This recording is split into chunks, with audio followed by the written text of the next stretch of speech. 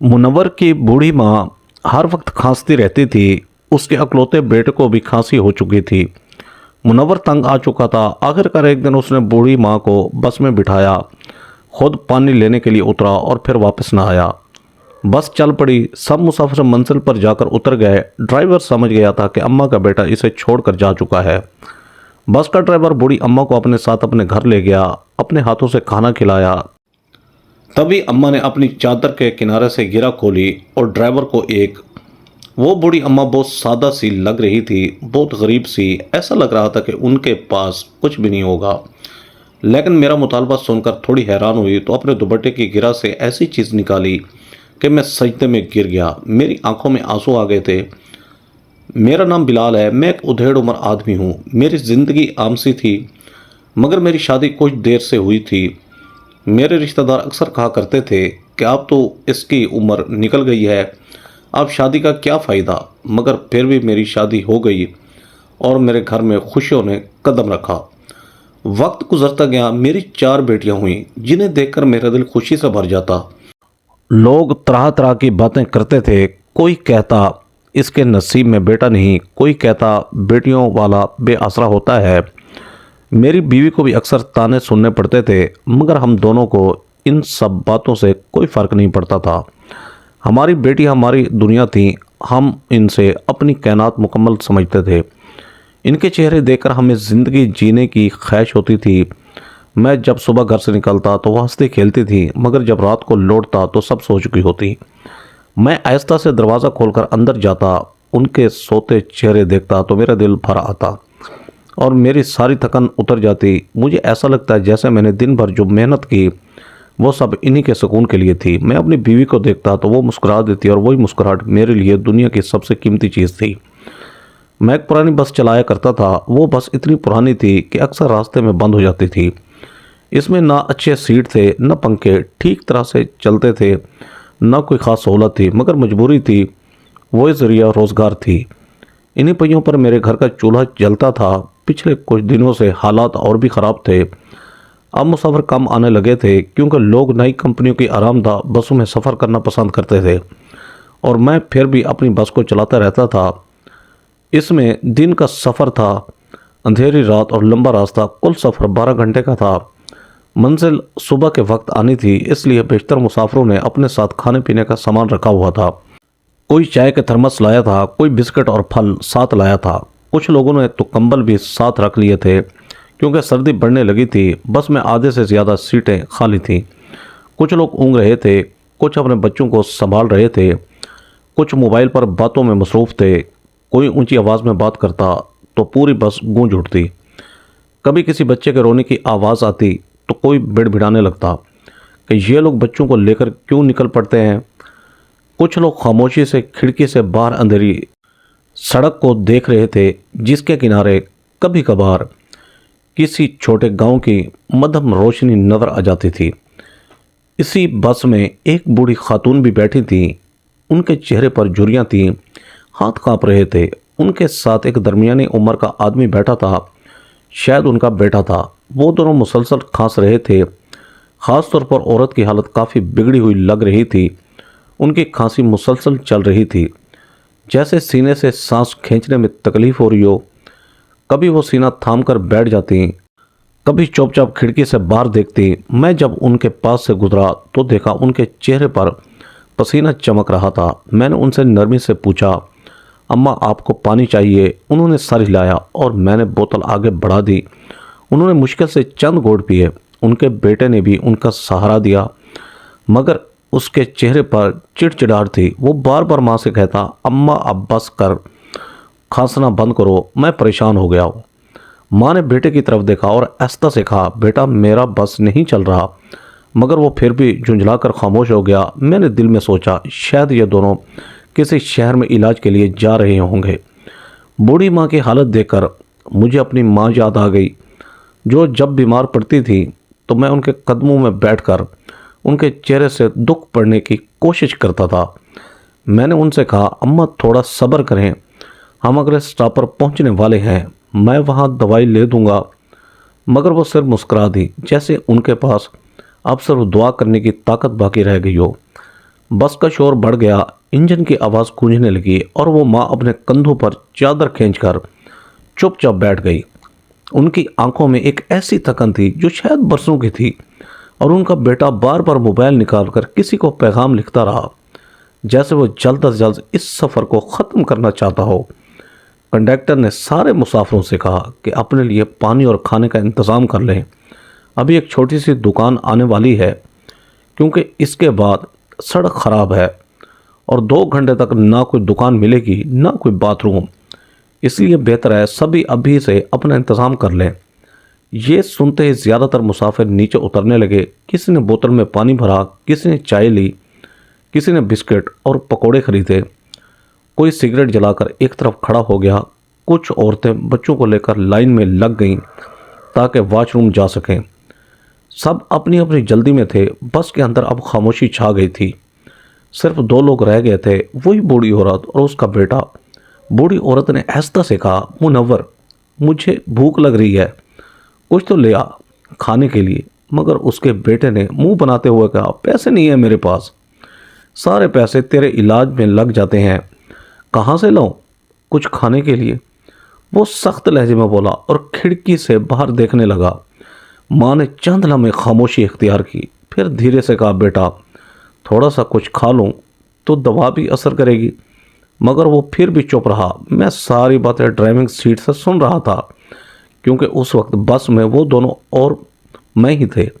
مجھے ان کی حالت پر ترس آنے لگا۔ ماں کی آواز کمزور تھی، جیسے بھوک اور بیماری سے اس کا دم توڑ دیا ہو۔ کچھ دیر بعد باقی مسافر واپس آ گئے، سب نے اپنی اپنی نشست سنبھال لی اور بس دوبارہ چلنے لگی۔ اب راستہ کافی خراب شروع ہو گیا تھا، گڑھے تھے، پتھریلی سڑک تھی، ارد گرد اندھیرا تھا اور دور دور تک کوئی گھر، کوئی دکان، کچھ بھی نہیں تھا۔ بس کی لائٹیں دھول اڑاتی جا رہی تھیں اور سب لوگ خاموش بیٹھے تھے۔ اس دوران بوڑھی عورت کی کھانسی اور تیز ہو گئی تھی۔ لوگ چڑھنے لگے، کوئی آنکھیں بند کر کے بیٹھ گیا، کوئی رومال سے ناک منہ ڈھانپنے لگا۔ کنڈکٹر میرے پاس ہے اور کہنے لگا، بھائی یہ عورت تو بہت تنگ کر رہی ہے، اس کا بیٹا بھی بڑا ظالم لگتا ہے۔ میں نے کہا، اس کو پانی دے دو، شاید کوئی سکون ملے۔ میرے پاس جو آدھی بوتل تھی وہ میں نے کنڈکٹر کو دی، اس نے جا کر اماں کے ہاتھ میں دی۔ اماں نے ہاتھ کانپتے ہوئے بوتل پکڑی، چند گھونٹ پی اور دھیرے سے شکر ادا کیا۔ مگر ان کا بیٹا پھر بھی منہ پھیرے بیٹھا رہا، جیسے اس کو شرم نہیں بلکہ غصہ آ رہا ہو کہ سب اس کی اماں کو دیکھ رہے ہیں۔ میں نے دل ہی دل میں سوچا کہ اگر اس نے اپنی ماں کو ساتھ لے ہی آیا ہے تو تھوڑا بہت خیال بھی کر لیتا۔ یہ بیمار اور کمزور اور شاید دن بھر سے بھوکی ہے۔ کنڈکٹر نے سر ہلاتے ہوئے کہا، آپ بڑے اچھے انسان ہیں جو اتنا خیال کر رہے ہیں، مگر ہم کس کس کا خیال رکھیں؟ ہمارا تو اپنا بھی گزارا مشکل سے ہوتا ہے۔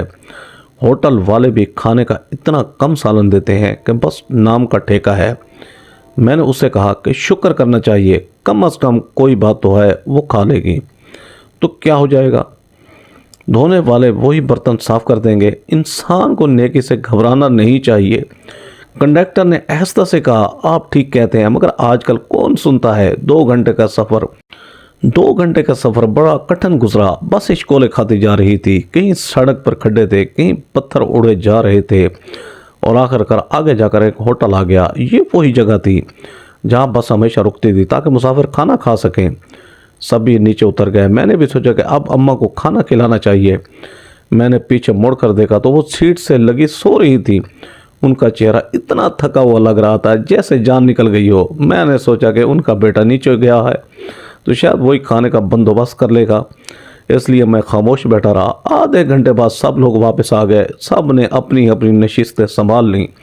میں نے دیکھا وہ عورت اب بھی سو رہی تھی اور اس کا بیٹا اپنی سیٹ پر نہیں آیا، مگر میں نے یہ سوچ کر نظر انداز کر دیا کہ شاید وہ باہر ہی ہوگا۔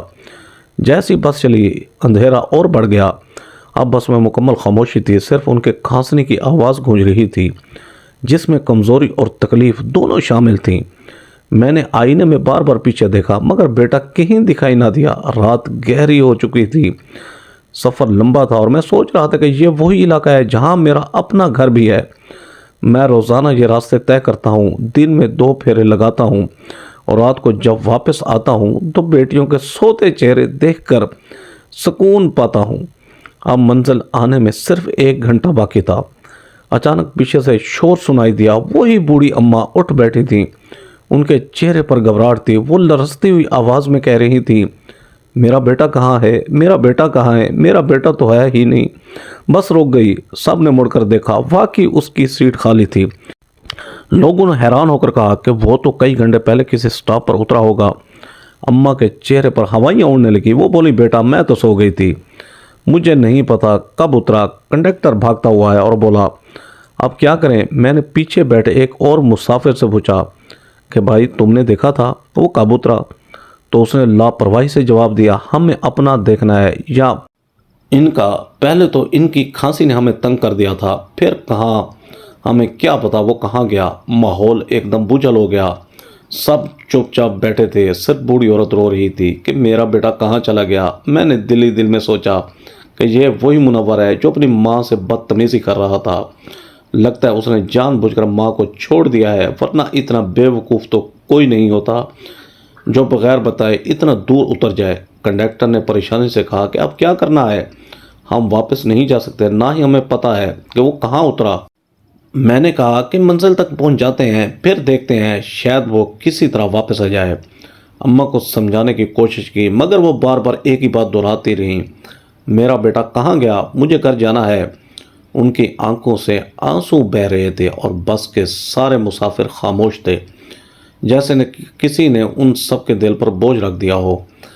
میں نے کنڈکٹر کو اشارہ کیا کہ ذرا ان کے پاس جا کر انہیں دلاسا دے، مگر وہ خود خوفزدہ لگ رہا تھا۔ کہنے لگا، بلال بھائی آپ ہی جا کر دیکھ لیں۔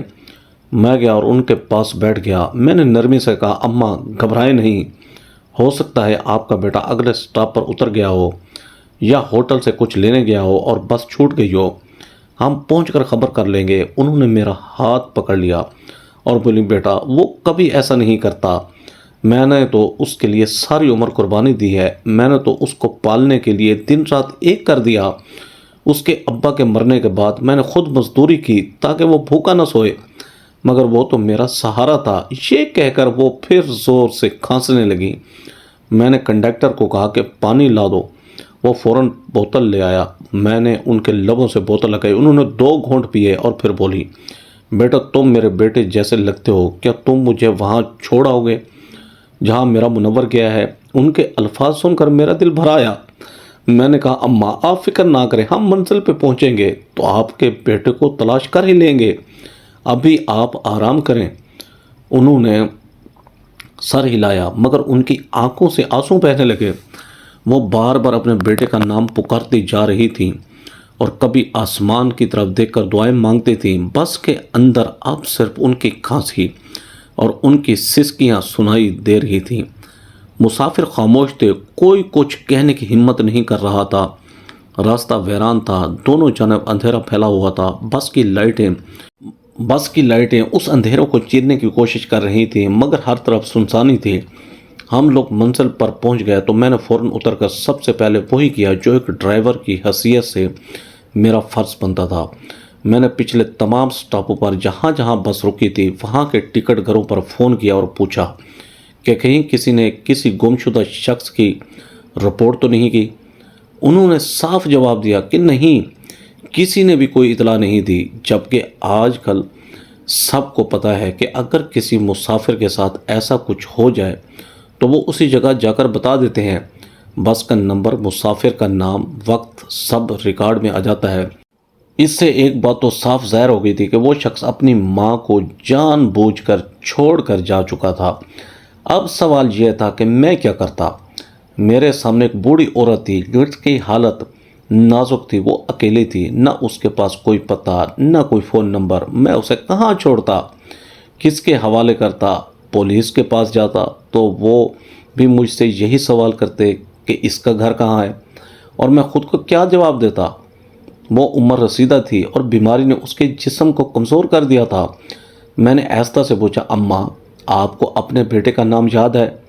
تو انہوں نے سر ہلایا اور کہا، ہاں یاد ہے، مگر گھر کا پتہ یاد نہیں۔ مجھے تو صرف اتنا یاد ہے کہ جس گھر میں شادی ہو کر آئی تھی وہی ساری زندگی گزری ہے۔ میرا بیٹا پیدا ہوا، وہیں جوان ہوا، پھر ایک دن اس نے کہا کہ میں نیا مکان لوں گا اور ہم دوسرے علاقے میں چلے گئے، مگر مجھے اس نئے گھر کا پتہ کبھی یاد نہیں ہوا۔ میں تو پرانے محلے کی گلیاں اب بھی خواب میں دیکھتی ہوں۔ یہ کہہ کر وہ کبھی رونا شروع کر دیتی، کبھی اچانک خاموش ہو جاتی۔ ان کا چہرہ غم سے بھرا ہوا تھا، ان کی آنکھوں میں ایسی اداسی تھی جیسے دنیا نے ان سے سب کچھ چھین لیا ہو۔ میں نے کچھ دیر سوچا، پھر دل میں ایک فیصلہ کیا۔ میں نے کہا، اماں آپ ہمارے گھر چلیں۔ میری ماں اب اس دنیا میں نہیں ہے، آپ کو میں اپنی ماں بنا لوں گا، آپ میرے ساتھ رہیں گی، میں آپ کا علاج بھی کرواؤں گا، اب آپ کو کسی فکر کی ضرورت نہیں۔ انہوں نے حیرت سے میری طرف دیکھا، ان کی آنکھوں میں نمی تھی جیسے برسوں بعد کسی نے ان کے دل کو چھوا ہو۔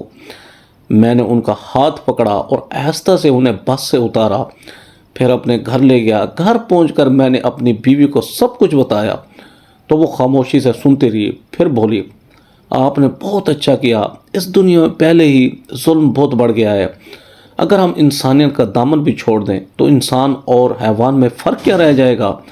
میری بیوی نے ان کے لیے بستر لگایا، ان کے کپڑے بدلوائے اور کھانا گرم کیا۔ میری بیٹیاں بھی بھاگتی ہوئی آئیں، ان کی آنکھوں میں تجسس تھا۔ ایک نے پوچھا، ابا یہ کون ہے؟ میں نے مسکرا کر کہا، یہ تمہاری دادی ہیں، میری ماں تو تم لوگوں نے دیکھی نہیں تھی، مگر اب تمہیں دادی مل گئی ہیں۔ یہ سنتے ہی بیٹیاں خوشی سے تالیاں بجانے لگیں۔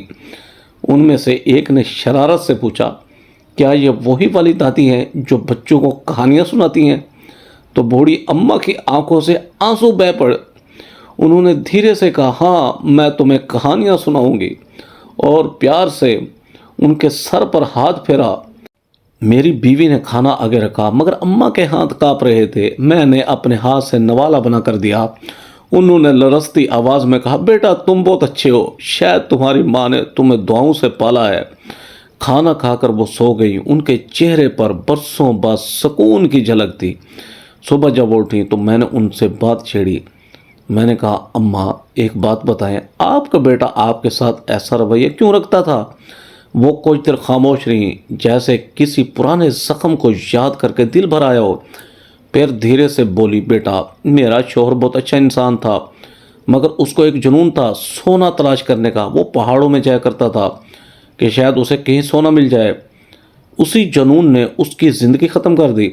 ایک دن وہ پہاڑ سے گر کر مر گیا۔ اس کے بعد میں نے اپنے بیٹے کو پالا۔ وہ چھوٹا تھا، میں نے اس کے لیے مزدوریاں کی، سلائیاں کی، اور جب وہ بڑا ہوا تو اس نے میرا سہارا بننے کی بجائے مجھ سے بدسلوکی شروع کر دی۔ انہوں نے آہ بھری اور بولی، وہ کہتا تھا کہ وہ شادی کرنا چاہتا ہے، مگر اس کی ہونے والی بیوی کہتی ہے کہ اگر تمہاری ماں میرے ساتھ رہے گی اور مجھے اس کی خدمت کرنی پڑی تو میں شادی نہیں کروں گی۔ وہ کہتی تھی کہ ساری زندگی تو میں اس بوڑھی عورت کے ساتھ جھک جھک میں گزاروں گی۔ اس لیے وہ مجھے کہنے لگا، علاج کے بہانے چلو، اور پھر اسی بہانے وہ مجھے لے آیا۔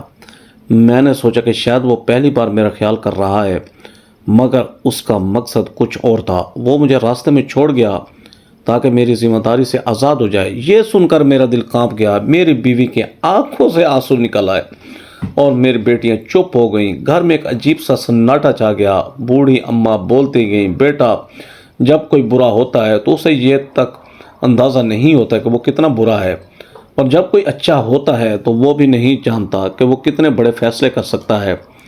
تم نے مجھے پناہ دی ہے، یہ تمہاری نیکی ہے۔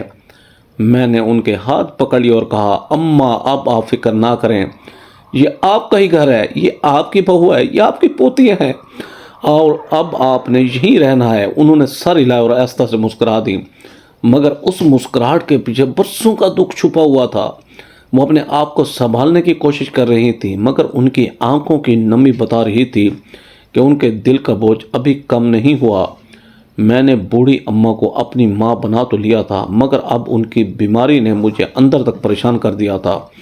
میں روز سوچتا تھا کہ ان کا علاج کہاں سے کرواؤں، پیسے کہاں سے لاؤں۔ گھر کے حالات پہلے ہی بہت تنگ تھے۔ 2 بیٹیاں سکول جاتی تھیں جن کی فیسیں ہر ماہ میرے دل پہ بوجھ بن کر آتی۔ ایک بیٹی ابھی دودھ پیتی تھی اور سب سے چھوٹی تھی، اس کے دودھ کا خرچ بھی الگ سے ہوتا تھا، گھر کا کرایہ، بجلی کا بل، روزمرہ کا سامان، ان سب کے بعد جیب میں کچھ بھی نہیں بچتا تھا۔ میری بیوی بہت حوصلے والی عورت تھی۔ جب میں نے اس سے ماں کے علاج کی بات کی تو کہنے لگے کہ فکر مت کرو، سب بہتر ہو جائے گا، اللہ کرم کرے گا۔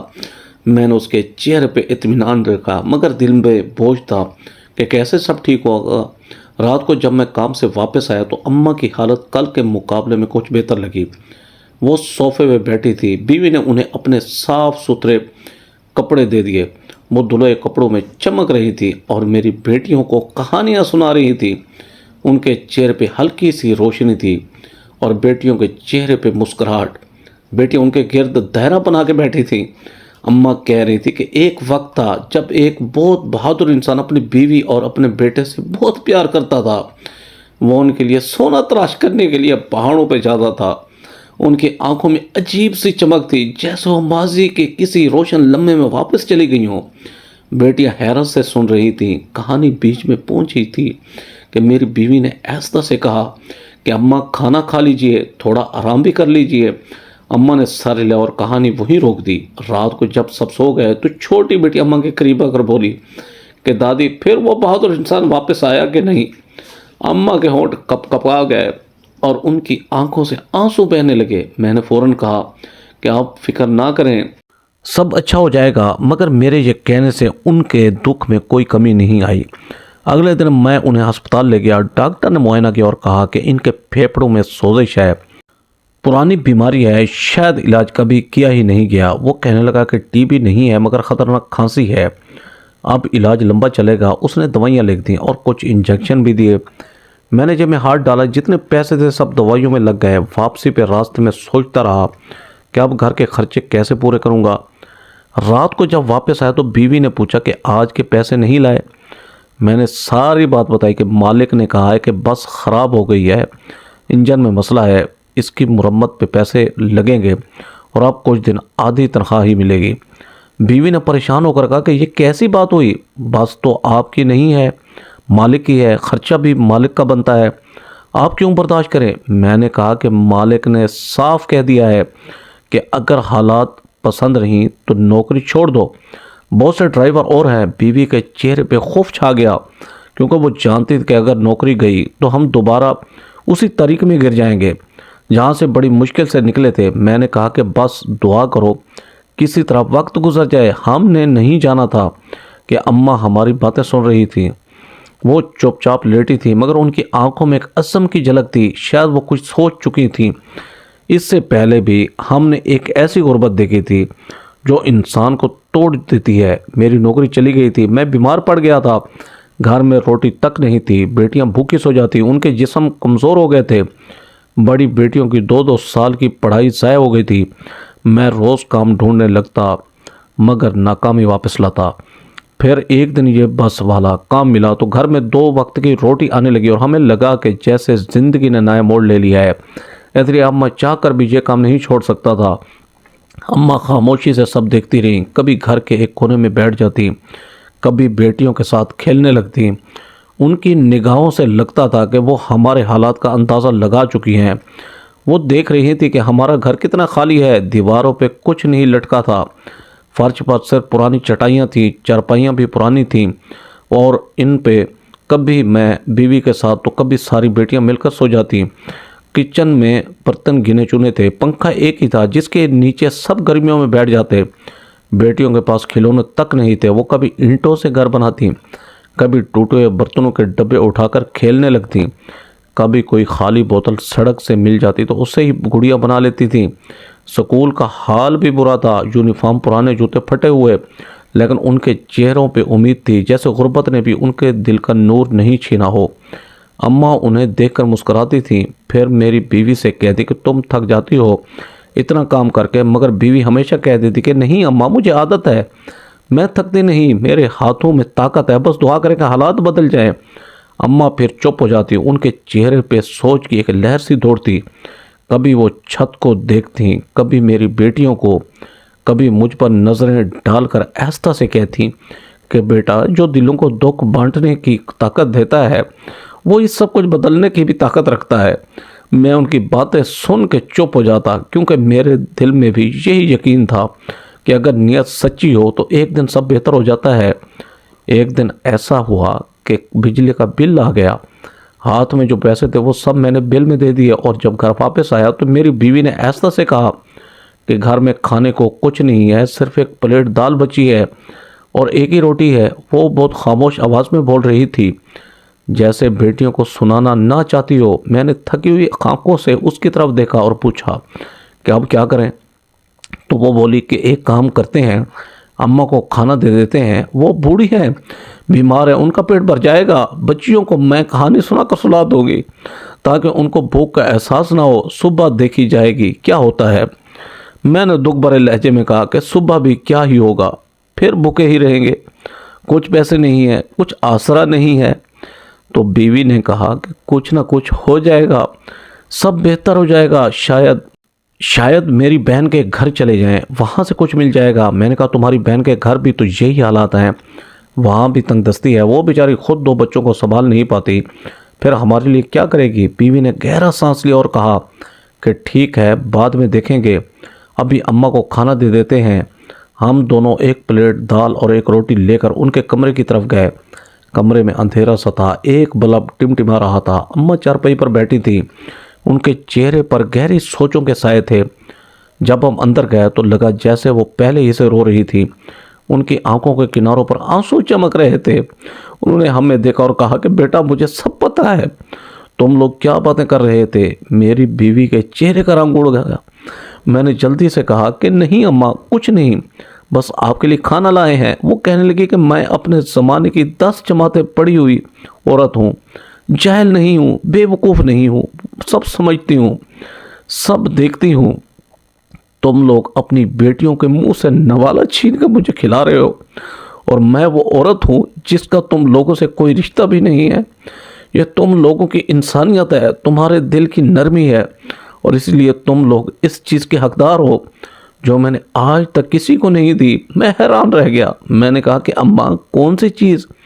छोड़े ये बातें, आप खाना खाएं, आपको भूख लगी होगी। वो आहिस्ता से बोली, खाना खाएंगे, हम सब खाएंगे, लेकिन दाल नहीं खाएंगे, हम गोश्त खाएंगे। तुम्हारी बेटियां नए कपड़े पहनेंगी, अच्छे स्कूलों में जाएंगी, तुम्हारे घर की ये टूटी हुई छत भी बनेगी, और ये जो तेरी बीवी के सिर्फ 4 जोड़े हैं ना, 2 इसने मुझे दिए हैं, तो इसके लिए मैं 12 जोड़े बनवाऊंगी हर साल के, और तू अपनी नई गाड़ी चलाएगा, मैं तुझे गाड़ी दूंगी। मैं और मेरी बीवी एक दूसरे को देखने लगे। हमें लगा कि अम्मा शायद बस दिल बहलाने की बातें कर रही हैं। गरीबों के दिल में कभी कभी उम्मीद की चिंगारी भड़कती है। हमने कुछ कहा नहीं और खामोशी से उनके करीब बैठ गए। माँ ने अपनी चादर के नीचे हाथ डाला, वही चादर जो उनके पास उस दिन से थी जब वो पहली बार मुझे बस में मिली थी। उसके एक कोने में कुछ मोटा सा लगा हुआ था, जैसे कोई पोटली बंदी हो। उन्होंने वो हिस्सा खोला तो उसमें से कपड़े का एक छोटा सा पैकेट निकला। उन्होंने वो पैकेट मेरे सामने रखा। जब मैंने उसे खोला तो मेरी आंखें फटी की फटी रह गईं।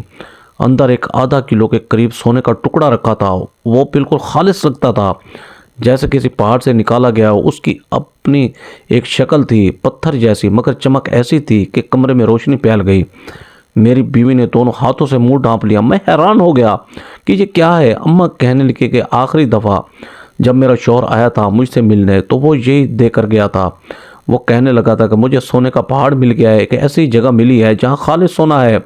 उस वक्त उसकी आंखों में दीवानगी थी, खुशी थी। वो कह रहा था कि मैं पूरे 18 साल बाद अपने ख्वाब की मंजिल पा गया हूँ।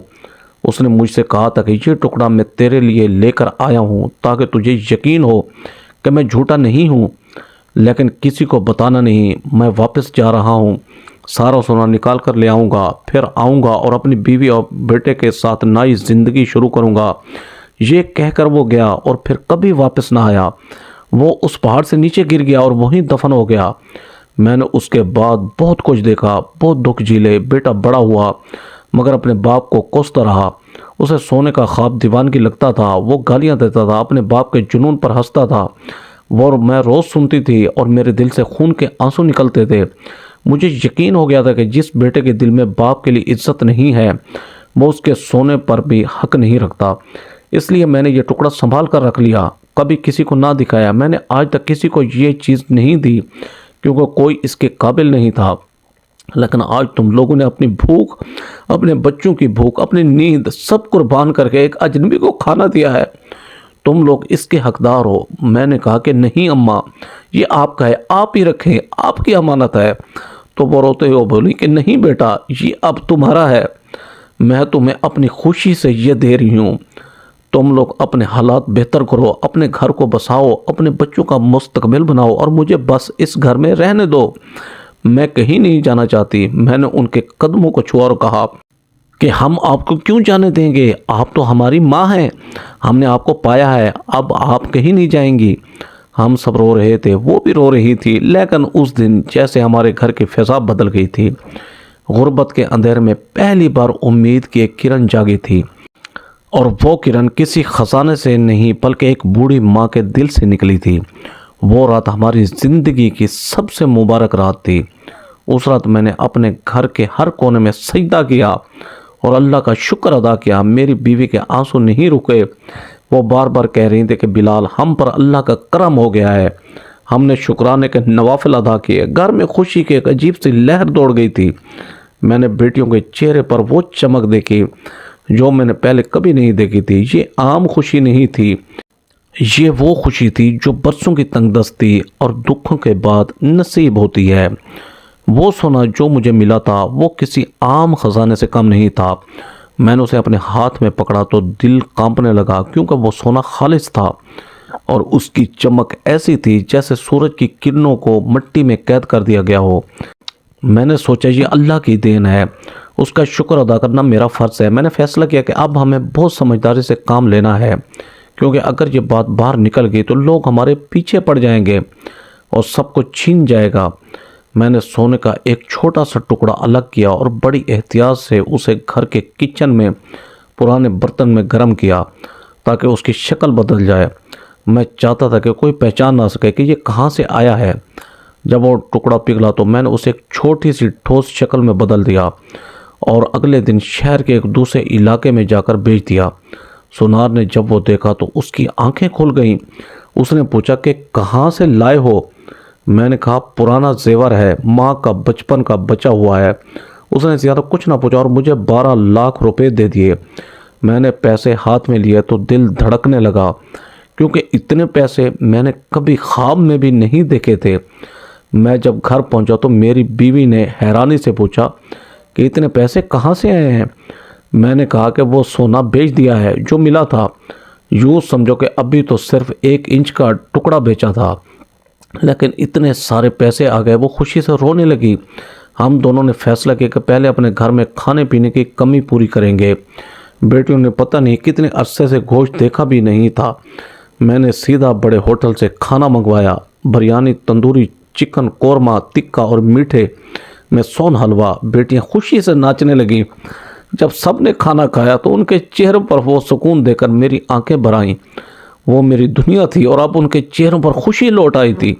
اگلے دن ہم نے فیصلہ کیا کہ اس علاقے سے نکل جائیں گے، کیونکہ اگر لوگوں کو پتہ چل گیا کہ ہمارے حالات اچانک کیسے بدل گئے تو شک پیدا ہو جائے گا۔ میں نے اپنا پرانا گھر بیچ دیا، اس میں زیادہ کچھ نہیں ملا مگر کچھ رقم اور جمع ہو گئی۔ ہم نے دوسرے علاقے میں جا کر نیا مکان لیا۔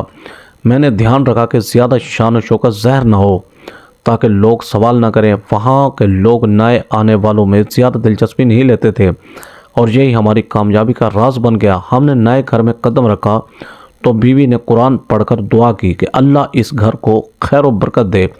میں نے بیٹیوں کے لیے نئے کپڑے خریدے، اماں کے لیے 2 سونے کے کڑے اور بیوی کے لیے چھوٹے سے کان کے جھمکے خریدے۔ ان سب کے چہروں پر خوشی کی جھلک تھی۔ میں نے ان کے چہروں سے وہ تھکن جاتی دیکھی جو برسوں سے غربت نے ڈال دی تھی۔ اب سب کچھ نیا لگ رہا تھا۔ میں نے فیصلہ کیا کہ باقی سونا بھی آہستہ آہستہ بیچوں گا تاکہ کسی کو شک نہ ہو۔ میں نے دوسرے مہینے میں تھوڑا سا اور بیچا اور 25 لاکھ روپے حاصل کیے۔ ان پیسوں سے میں نے ایک چھوٹا سا کاروبار شروع کیا۔ پرانے ٹائر خریدنے اور بیچنے کا یہ کاروبار تھا، مگر جلدی اس میں منافع بڑھ گیا کیونکہ میں ایمانداری سے کام کر رہا تھا۔ کچھ ہی مہینوں میں میرا کاروبار چل نکلا اور گھر کے حالات بہتر سے بہترین ہونے لگے۔ میں نے اپنی بیٹیوں کو شہر کے اچھے سکول میں داخل کرایا۔ ان کے لیے یونیفارم، کتابیں، جوتے اور بستے خریدے۔ جب وہ پہلی بار نئے یونیفارم میں سکول گئیں تو بیوی دروازے پر کھڑی ہو کر رو پڑی۔ وہ کہہ رہی تھی، بلال مجھے یقین نہیں آتا کہ یہ سب ہماری بیٹیاں ہیں۔ اب ہمیں کسی کے تانے سننے کی ضرورت نہیں، ہماری بیٹیاں بھی پڑھیں گی، آگے بڑھیں گی، ان کے نصیب بدل گئے ہیں۔ اب ہمارے گھر میں سب کچھ تھا، خوشی، اطمینان اور عزت۔ اماں کی حالت بھی بہتر ہونے لگی تھی۔ ڈاکٹر نے کہا کہ ان کا علاج ٹھیک چل رہا ہے، اب وہ پہلے کی طرح کھانسی نہیں کرتی۔ بیوی ان کی خدمت کرتی رہتی تھی۔ جب میں کاروبار سے واپس آتا تو گھر میں خوشبو بسی ہوتی، بیٹیاں ہنستی کھیلتی ہوتی، اماں قرآن پڑھ رہی ہوتی اور بیوی رات کے کھانے کی تیاری کر رہی ہوتی۔ میں اکثر سوچتا تھا کہ اگر وہ دن نہ ہوتا جب مجھے وہ سونا ملا تو شاید آج بھی ہم فاقوں سے گزر رہے ہوتے، مگر اللہ کے کرم سے سب بدل گیا تھا۔ اب میں نے زندگی میں پہلی بار اطمینان محسوس کیا۔ میں نے گاڑی بھی خرید لی تاکہ کاروبار کے لیے آسانی رہے۔ پھر چھوٹی بہن کے بیٹے کو بھی کام پر لگا لیا تاکہ وہ بھی سیکھ لے۔ میں نے سوچا اب میرا فرض ہے کہ دوسروں کی بھی مدد کروں۔ میں نے ایک یتیم خانے میں کپڑے اور راشن بھجوایا۔ اس دن دل کو عجیب سکون ملا۔ وقت گزرتا گیا اور ہم نے آہستہ آہستہ اپنی زندگی میں وہ سب کچھ حاصل کر لیا جو کبھی خواب لگتا تھا۔ نئی گاڑی، اچھا مکان، اپنی دکان اور سب سے بڑھ کر عزت، جو دنیا میں سب سے قیمتی چیز ہے۔ اب لوگ ہمیں دیکھ کر کہتے تھے کہ بلال بہت محنتی آدمی ہے، قسمت نے اس پر مہربانی کی ہے۔ کسی کو یہ نہیں پتا تھا کہ ہماری قسمت کیسے بدلی۔ میں نے کبھی کسی کو وہ بات نہیں بتائی کیونکہ میں جانتا تھا کہ ہر نعمت کا راز چھپانا ہی بہتر ہے۔ میں نے بیٹیوں کے لیے مستقبل کے خواب بننا شروع کیے، ان کی تعلیم مکمل کرائی اور ان کے لیے اچھے رشتے ڈھونڈنے لگا۔ میری بڑی بیٹی نے اسکول میں سب سے اچھے نمبر لیے تو میں نے اس کے لیے نیا فون خریدا۔ وہ خوشی سے میرے گلے لگ گئی۔ میری دوسری بیٹی نے کہا، ابا آپ نے ہمیشہ ہمیں ہر چیز دی ہے، اب ہمیں کچھ نہیں چاہیے، ہم بس چاہتے ہیں کہ آپ ہمارے ساتھ رہیں اور خوش رہیں۔ میں نے اماں کے علاج کے لیے شہر کے بڑے ہسپتال میں اپائنٹمنٹ لی۔ ڈاکٹر نے کہا کہ اب وہ پہلے سے بالکل بہتر ہے، مگر احتیاط ضروری ہے۔ میں نے اماں کے لیے ایک آرام دہ کمرہ بنوایا جہاں وہ قرآن پڑھتی اور تسبیح کرتی رہتی۔ وہ اکثر کہتی، بلال بیٹا اللہ نے تجھے عزت دی ہے، مگر ہمیشہ یاد رکھنا کہ یہ سب عارضی ہے، اصلی دولت ایمان ہے۔ میں ان کی بات سنتا اور دل ہی دل میں ان کی دعاؤں کا شکر ادا کرتا، کیونکہ میں جانتا تھا کہ انہی کی دعاؤں نے ہمیں اس مقام تک پہنچایا ہے۔ اب میرا گھر کسی جنت سے کم نہیں تھا۔ صبح بیٹیاں سکول جاتی، دوپہر کو ہنستی مسکراتی واپس آتی، بیوی چائے تیار رکھتی، اماں دعائیں دیتی، میں شام کو کام سے لوٹتا تو سب کے چہرے روشن ہوتے۔ میں نے زندگی میں پہلی بار محسوس کیا کہ محنت کے بعد جب اللہ کی رحمت شامل ہو جائے تو دنیا بدل جاتی ہے۔ میں کبھی کبھار رات کو چھت پر جا کر آسمان دیکھتا اور سوچتا کہ وہ رات جب میں نے سونا پایا وہ میری تقدیر کا موڑ تھی، لیکن اس موڑ پر پہنچنے کے لیے میں نے کتنی دعائیں کی تھیں، کتنے روزے رکھے تھے، کتنی راتیں جاگ کر گزاری تھیں۔ میں نے ہمیشہ ایمانداری سے محنت کی تھی، کبھی کسی کا حق نہیں مارا تھا اور شاید اسی کا صلہ مجھے ملا تھا۔ اب میری خواہش تھی کہ اپنی بیٹیوں کو اس قابل بنا دوں کہ وہ خود کسی کے سہارے کی محتاج نہ رہیں۔ میں نے ان کے لیے سکول کے بعد کمپیوٹر کلاسز لگوا دی اور کہا کہ زندگی میں علم سب سے بڑا خزانہ ہے۔ سونا چاندی سب ختم ہو جاتے ہیں مگر علم انسان کو ہمیشہ بلند رکھتا ہے۔ بیٹیاں میری باتوں کو دل سے سنتی اور وعدہ کرتی کہ وہ میرا نام روشن کریں گی۔ زندگی اب سکون سے گزر رہی تھی، اماں کی صحت بہتر تھی، بیوی مطمئن تھی، بیٹیاں خوش تھیں اور میں جب صبح کاروبار کے لیے نکلتا تو دل میں عجیب سا اطمینان ہوتا۔ میں نے اپنے رب کا شکر ادا کیا کہ اس نے مجھے وہ سب دیا جس کا میں نے کبھی خواب بھی نہیں دیکھا تھا۔ میں اب اکثر مسجد جاتا، نماز پڑھتا اور خاموشی سے دعا کرتا کہ میری یہ نعمتیں ہمیشہ قائم رہیں اور میرے گھر میں کبھی دکھ نہ آئے۔ یوں لگتا تھا جیسے میری زندگی کے سارے غم اب دھوپ میں بادلوں کی طرح چھٹ گئے ہوں۔ ہر روز ایک نئی روشنی کے ساتھ صبح ہوتی تھی اور میں ہر دن شکر ادا کرتا تھا کہ اللہ نے مجھے وہ زندگی دی جو کبھی میرے لیے ایک خواب تھی۔ اماں اب ہمارے ساتھ ہی رہتی ہیں، ان کی حالت پہلے سے بہت بہتر ہے۔ جب ان کا علاج شروع ہوا اور انہیں سکون ملا، اچھا کھانا ملا تو وہ خود ہی سنبھل گئیں۔ اب وہ اکثر مسکراتی رہتی ہیں، ان کے چہرے پر وہی روشنی لوٹ آئی ہے جو پہلے کبھی تھی۔ میں روز دیکھتا ہوں کہ وہ چائے کے ساتھ بیٹھ کر بیٹیوں سے باتیں کرتی ہیں، کبھی انہیں دعائیں دیتی ہیں، کبھی ان کے لیے کہانیاں سناتی ہیں۔ ان کی آنکھوں میں اب کوئی پریشانی نہیں ہوتی، ان کے چہرے پر سکون لکھا ہوا ہے۔ لیکن ایک بات آج تک میرے دل میں ہے کہ ان کا بیٹا کبھی واپس نہیں آیا۔ وہ جس کے لیے اماں ہر روز دعائیں کرتی تھیں، وہ جس کے لیے راتوں کو جاگتی تھیں، وہ اب کہیں گم ہو گیا ہے۔ شاید قسمت نے ہمیں ملایا تھا تاکہ ہم ان کے بڑھاپے کا سہارا بن جائیں، کیونکہ اب وہ ہمیں ہی اپنا سب کچھ سمجھتی ہیں۔ میں نے کئی بار ان سے پوچھنا چاہا کہ کیا آپ کو بیٹے کی یاد آتی ہے، مگر انہوں نے کبھی جواب نہیں دیا۔ وہ بس چپ ہو جاتی ہیں اور نظریں جھکا لیتی ہیں۔ اب اماں کی زندگی ہمارے ساتھ ہی گزر رہی ہے۔ وہ ہماری بیٹیوں کو اپنے پوتیاں کہہ کر بلاتی ہیں، ان کے لیے دعائیں کرتی ہیں، ان کے ساتھ کھیلتی ہیں۔ بیوی ان کی خدمت میں کبھی کوتاہی نہیں کرتی۔ کبھی کبھی اماں رات کو جاگ کر خاموشی سے آسمان کی طرف دیکھتی ہیں جیسے کسی کو یاد کر رہی ہوں، مگر پھر پلٹ کر سجدے میں چلی جاتی ہیں اور دیر تک دعا کرتی ہیں۔ ان کے بیٹے کا ذکر اب کبھی زبان پر نہیں آتا، جیسے وہ کسی پرانے خواب کی طرح کہیں مٹ گیا ہو۔ شاید اب وہ خود بھی نہیں چاہتی، کیونکہ انہیں اب ایک نیا گھر مل چکا ہے، ایک نیا سہارا مل چکا ہے۔ اب ان کا سکون ہم ہے، ان کی دنیا ہم ہے، اور ان کی دعائیں میں سب کچھ بہتر ہو گیا ہے۔ دوستو، ایسے سبق و سٹوری ویڈیو دیکھنے کے لیے ویڈیو کو لائک کریں، ہمارے چینل شوکت وائس کو سبسکرائب کر کے بیل آئیکن کو دبا کر آل پر کلک کر دیں تاکہ آپ کو ہر آنے والی نیو ویڈیو کا نوٹیفیکیشن سب سے پہلے ملے۔ Thanks for watching. اللہ حافظ۔